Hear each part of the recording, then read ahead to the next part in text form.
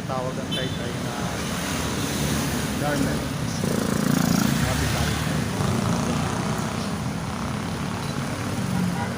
Maraming garments talaga.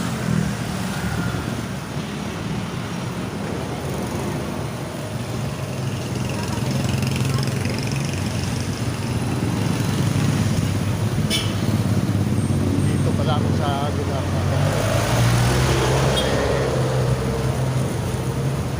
May ginagawa kami at kinakailangan namin na mabilis lang yung delivery ng mga document.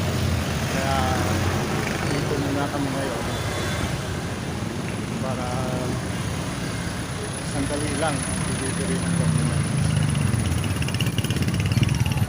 Pag doon kasi sa bahay talaga namin it will take time.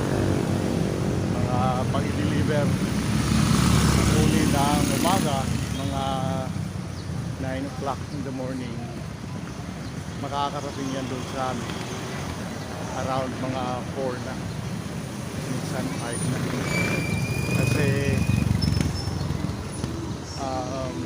malilito kasi yung mga nagdi-deliver kasi ang ibibigay ni Waze sa apps iba ang ruta tapos iba naman yung ruta na ituturo namin. Yun, nalilito yung driver. Yung binibigay namin na route mas malapit yun, mabilis sana, kaso lang hindi lumalabas doon sa app yung route na binibigay namin. At hindi pa namin nahanapan ng paraan para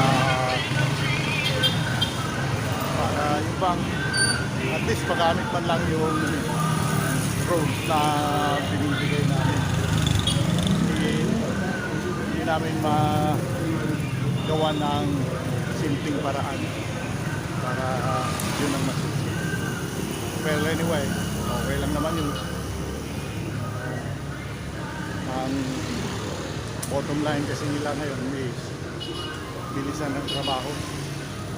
So kinakailangan na matanggap namin yung documents as soon as possible. Trabahoin agad, make it live and complete.